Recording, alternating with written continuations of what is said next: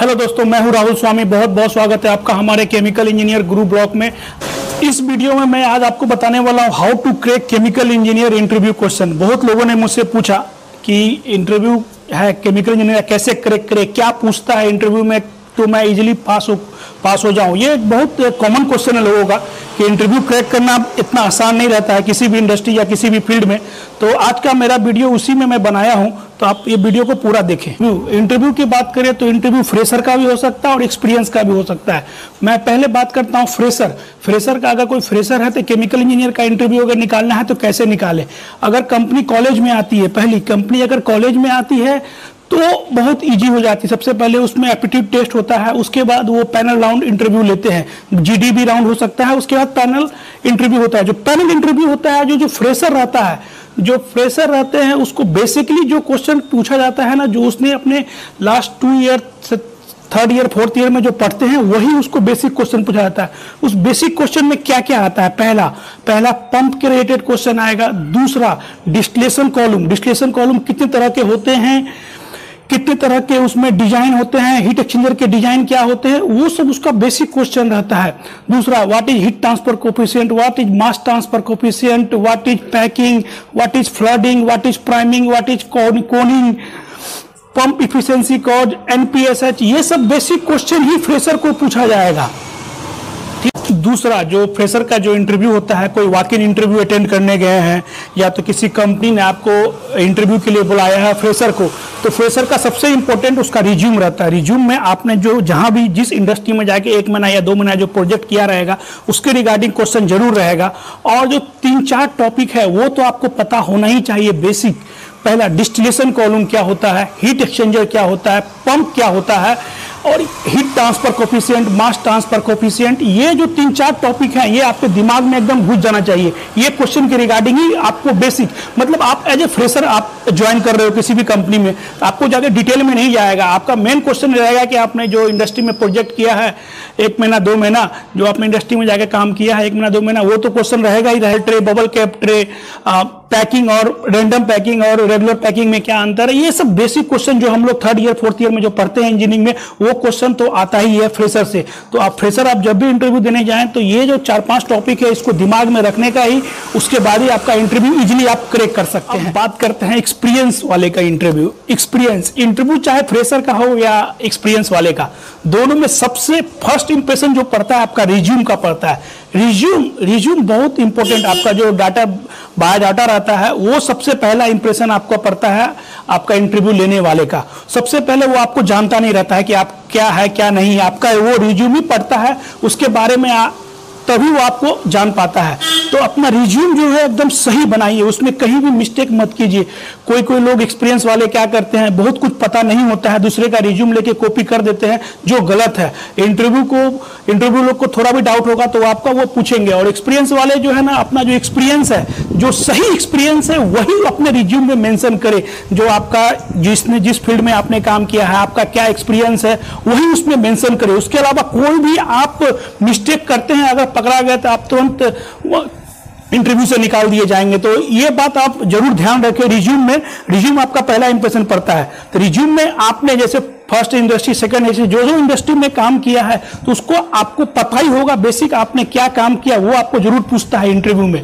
आज मैं आपको लाइव अपना जो एक्सपीरियंस है, जो मैंने 5 इंडस्ट्री में जहां मैंने इंटरव्यू दिया उसका मैं आपको लाइव बताऊंगा कैसे क्या होता है एक्सपीरियंस। जब एक्सपीरियंस का इंटरव्यू होता है तो पहला क्वेश्चन उसका रिज्यूम, पहला जो रहता है इंप्रेशन उसका रिज्यूम रहता है। रिज्यूम के बाद वो आपसे बेसिक पूछते हैं कि आपने कहाँ काम किया, आप टेल मी अबाउट योरसेल्फ। तो आप अपने बारे में डिस्क्राइब करते हो इंटरव्यू को। उसके बाद जो इंटरव्यू लेने वाले रहते हैं वो 15 साल 20 साल 12-13 साल एक्सपीरियंस वाले रहते हैं। वो आपका बेसिक तो आपको पता ही रहता है, उसको तो पता ही है कि इसने काम किया था, बेसिक पता ही होगा। तो 50 से 80% लोग बेसिक क्वेश्चन उसमें एक्सपीरियंस वाले से कम पूछते हैं।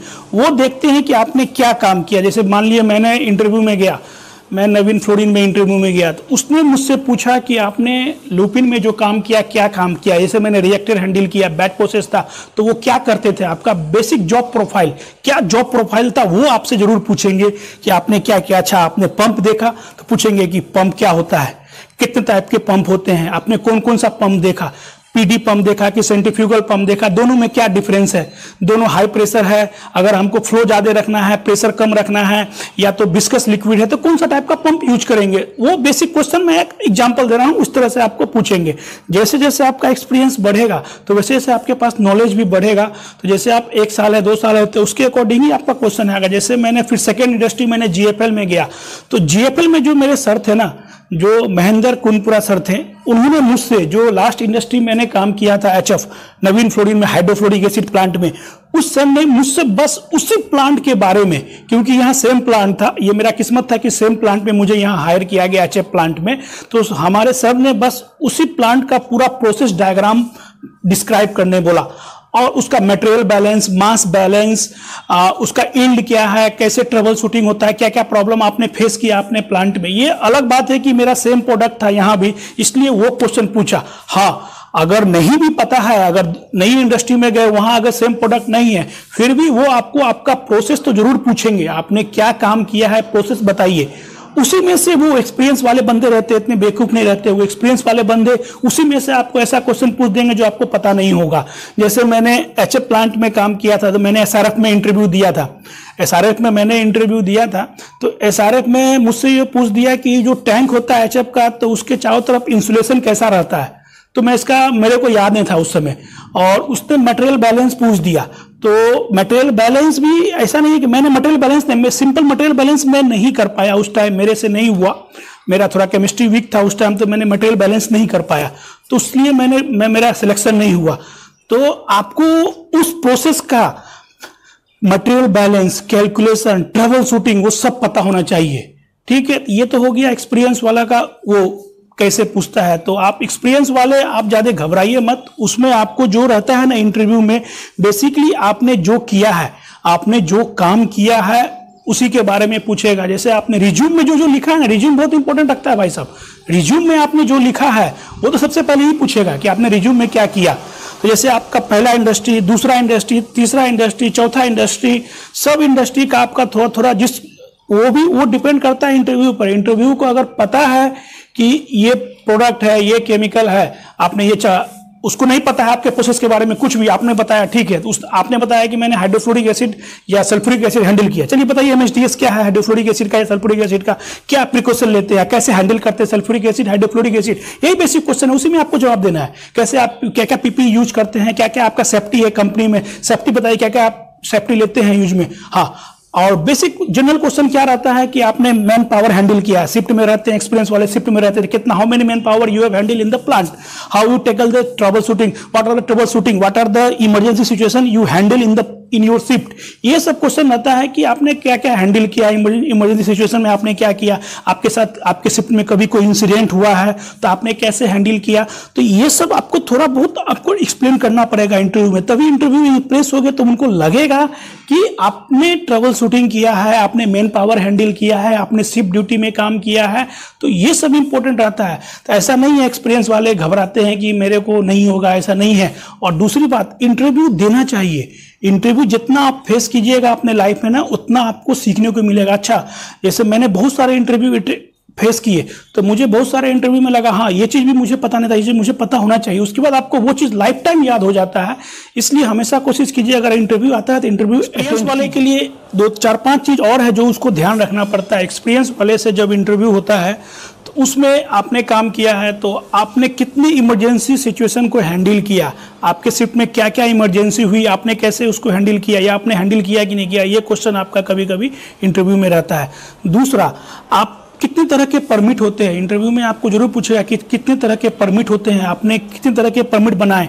तो आपको परमिट का पूरा पता होना चाहिए कि हाइट वर्क है, हॉट वर्क है, कन्फाइंड स्पेस है, तो उसमें क्या क्या प्रिकॉशन लेना है, क्या क्या होता है, वो सब आपको पता होना चाहिए। किसका अथॉरिटी होगा, कब कौन परमिट कितने टाइम तक वैलिड है, ये आपको बेसिक क्वेश्चन पता होगा कि कन्फाइंड स्पेस में ऑक्सीजन कंटेंट कितना होना चाहिए, कहाँ, what is confined space, what is height work, what is hot work, ये आपको बेसिक पता होना चाहिए। तीसरा, आपने जो भी लास्ट प्रीवियस कंपनी में जो आपने काम किया है उसका बेसिक आपको थोड़ा थोड़ा भी तो पता होना ही चाहिए, क्योंकि आपने जो 4 साल काम किया है या 5 साल काम किया है तो आपको वो पता थोड़ा बहुत होना ही चाहिए। इंटरव्यूअर वो सब जरूर पूछते हैं, ठीक है। तो एक्सपीरियंस वाले को घबराने की जरूरत नहीं है, इंटरव्यू क्रैक करना कोई बहुत बड़ी चीज़ नहीं है। देखिए एक्सपीरियंस वाले वही पूछते हैं जो आपने काम किया, उसके अलावा वो कुछ नहीं पूछते। हाँ, कभी कभी कुछ बेसिक क्वेश्चन पूछ लेते हैं, जो बॉइलिंग पॉइंट क्या होता है, टेम्परेचर क्या होता है, वेपर प्रेशर क्या होता है, डिस्टिलेशन क्या होता है, फ्लडिंग क्या होता है, प्राइमिंग। अगर आप केमिकल इंजीनियर हैं तो भाई साहब आपको ये सब थोड़ा बहुत याद होना चाहिए कि डिस्टिलेशन का डिफिनेशन क्या होता है, बॉइलिंग पॉइंट का डिफिनेशन क्या होता है, टेम्परेचर क्या होता है, वेपर डेंसिटी क्या होता है, और कोनिंग क्या होता है, प्राइमिंग क्या होता है, डंपिंग क्या होता है, डिस्टिलेशन का ये सब पार्ट सब है। हाई प्रेशर है, हाई फ्लो है तो कौन सा पंप यूज करेंगे, तो ये सब क्योंकि आपने काम किया है तो आपको पता होना चाहिए कि विस्कस लिक्विड है तो आपको कौन सा पंप यूज होगा, पीडी पंप होगा, गियर पंप होगा, हाई फ्लो। अगर आपको हाई फ्लो चाहिए तो सेंट्रीफ्यूगल पंप होगा, अगर प्रेशर ज़्यादा दूर तक पहुंचाना है तो आपको पॉजिटिव डिस्प्लेसमेंट पंप यूज होगा। तो ये सब बेसिक आपको पता होना चाहिए कि अगर किसी भी रिएक्टर का कैलिब्रेशन करना है तो कैलिब्रेशन क्या करेंगे, आपके कंपनी में कौन सा डीसीएस सिस्टम है, कौन सा वर्जन का डीसीएस सिस्टम है, आपके कंपनी में कितने असेंबली पॉइंट है, कितने आपके कंपनी में क्या क्या सेफ्टी है, कि डीजीटी क्या होता है, टॉक्सिक गैस डिटेक्टर, ये सब आपको पता होना चाहिए कि आपने इमरजेंसी हैंडल किया है तो आपके सिनारियो क्या क्या है, फायर। और एक क्वेश्चन ये भी रहता है कि फायर कितने तरह के होते हैं, फायर एक्सटिंग्विशर कौन कौन से यूज करते हैं, एससीबीए क्या होता है। हाँ, कहीं कहीं इंटरव्यू में ये भी पूछ देता है कि आपका जो सॉक्स नॉक्स है, सल्फर डाइऑक्साइड और एटमॉस्फेयर में जो आप निकालते हैं उसका क्या रेंज है, वो भी सॉक्स और नॉक्स। ये दिमाग में रखने का कि हर इंडस्ट्री का एक रेंज होता है सॉक्स और नॉक्स का, वो आपको जरूर पूछता है। तो ज़्यादा कुछ है नहीं, आप अपना कॉन्फिडेंट रहिए, इंटरव्यू दीजिए तो आपको इंटरव्यू इजीली क्रैक हो सकता है। हाँ, इंटरव्यू में एक चीज़ हमेशा याद रखने का कि आपने जो रिज्यूम में जो मेंशन किया है वो आपको पता होना चाहिए। दूसरे का रिज्यूम कॉपी करके अपने प्रोफाइल में डालना ये एकदम गलत है। इसमें अगर आप पकड़ा जाइएगा तो आपका तुरंत रिजेक्शन हो जाएगा। अगर इस समय चेक नहीं हुआ, अगर आपने एक्सपीरियंस गलत दिखाया है तो बाद में अगर वेरिफिकेशन होता है, मैं आपको सच बता देता हूं, आजकल 90% कंपनी थ्रू आउट वेरिफिकेशन करती है। सैलरी स्लिप से लेके आपका लास्ट कंपनी के ऑर्गेनाइजेशन तक सब जगह कॉल जाता है, वो थर्ड पार्टी कंसल्टेंट है जो सारा जगह वेरिफिकेशन करती है। तो इसमें आप कभी गलत मत दिखाइएगा और नहीं कीजिएगा, क्योंकि उस लेवल पर आपको 6 महीना भी 1 साल के बाद भी अगर आपका कुछ भी फ्रॉड बताता है तो आपको कंपनी इमीडिएटली निकाल देगी, टर्मिनेट कर देगी।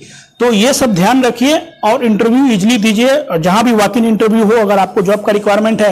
क्योंकि दहेज में, भरूच में तो हमेशा वॉक इन इंटरव्यू होता ही रहता है। गुजरात का भरूच है, भरूच में हमेशा हर कंपनी का वॉक इन इंटरव्यू डेली, हर 2-3 दिन पे वॉक इन इंटरव्यू। एसआरएफ है तो हर दिन उसका 7-8 साल एक्सपीरियंस लेवल में इंटरव्यू निकालते रहता है। और इंटरव्यू में जितना आप इंटरव्यू अटेंड कीजिएगा ना, आपको पता चलेगा कि हम कितने पानी में हैं, आपको क्या पता है। तो इंटरव्यू दीजिए, इजीली इंटरव्यू क्रैक होगा। अगर फिर भी आपको कुछ लगता है, कोई टॉपिक के बारे में आपको जानना है, नहीं समझ में आ रहा है, तो हमारे वीडियो के इस लिंक पे लाइक डिस्क्राइब कीजिए, कमेंट कीजिए और बताइए। जितना मुझे पता होगा मैं बताऊंगा।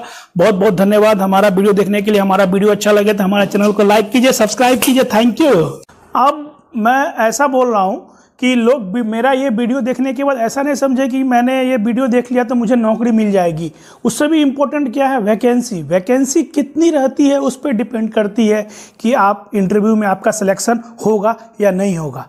देखिए, वैकेंसी की जो बात करते हैं ना, किसी भी कंपनी में वैकेंसी कब निकलती है, जब कोई नीचे का पोस्ट कोई रिजाइन देके जाता है या नीचे वाले का कभी कोई प्रमोशन होता है, तो उस केस में 1, 2, 3 ही वैकेंसी निकलती, ज़्यादा वैकेंसी नहीं निकलती। हाँ, वैकेंसी बल्क में कब आती है कि जब किसी कंपनी में नया प्लांट आ रहा है या नया प्रोजेक्ट आ रहा है या उसका प्रोडक्शन बढ़ा रहा है, नया प्रोडक्ट चालू कर रहा है, नया कमीशनिंग फेज में कोई नया प्लांट आने वाला है, उस फेज में बल्क में वैकेंसी आती है।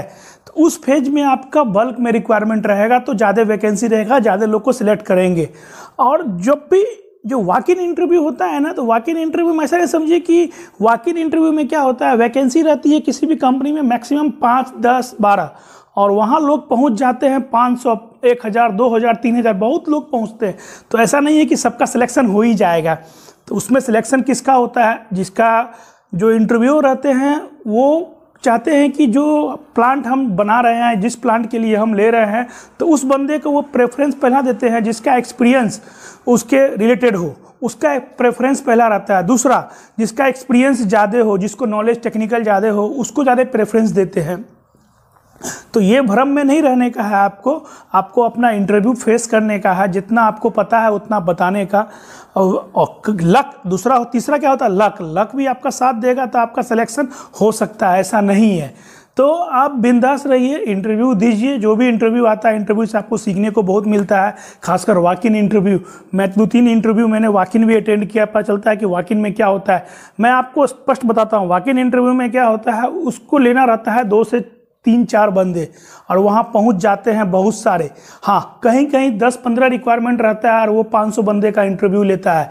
तो वो जिसको सिलेक्शन करना रहता है वो फर्स्ट राउंड में ही सिलेक्शन हो जाता है। बाद में जो लोगों का इंटरव्यू होता है वो टाइम पास ही इंटरव्यू रहता है। मैंने भी फेस किया ऐसा टाइम पास इंटरव्यू। तो उससे आपको निराश होने की ज़रूरत नहीं है। आप अपना काम कीजिए, अपना इंटरव्यू दीजिए, तो उसके लिए टेंशन मत लीजिए। वैकेंसी क्या है ना, वैकेंसी कभी कहाँ कितना वैकेंसी है वो आपको पता नहीं रहता है।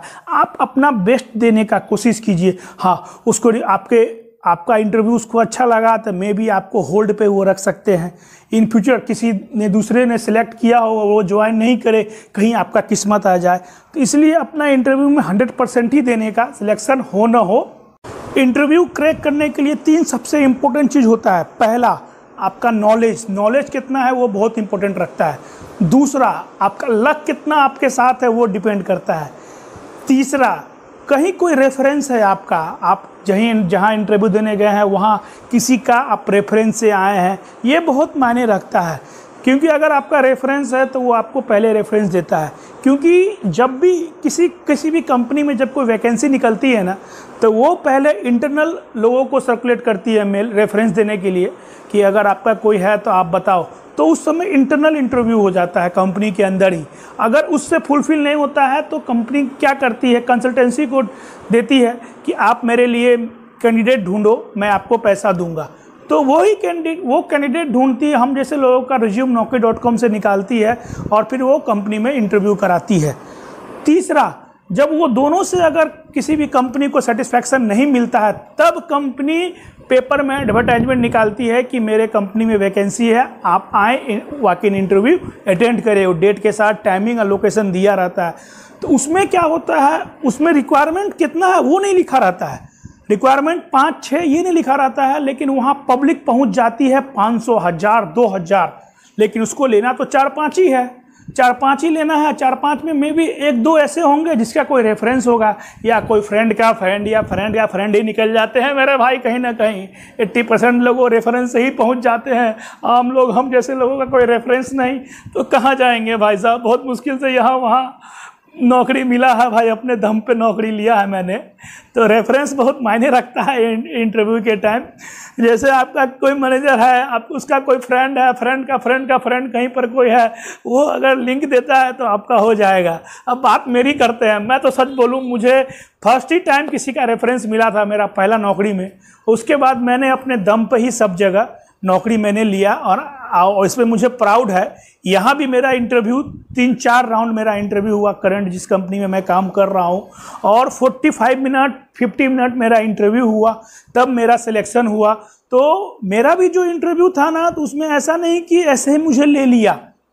तो पहला राउंड जो मेरा टेक्निकल इंटरव्यू हुआ, तो वो प्लांट के मैनेजर HOD ने लिया। उसमें मुझे जो मैं क्या कर रहा हूं, उनका क्वेश्चन यही था, आप तुम क्या कर रहे हो वही मुझसे पूछा। प्रीवियस कंपनी में तुमने क्या किया है वो सब मुझसे पूछा। उसके अलावा कुछ नहीं ऐसा पूछा। उसके बाद जो सेकेंड राउंड इंटरव्यू था, उसमें भी जो प्लांट मैनेजर था जिसके प्लांट में मैं अभी काम कर रहा हूं, उन्होंने भी मेरा इंटरव्यू पूरा 50 मिनट टेक्निकल इंटरव्यू लिया।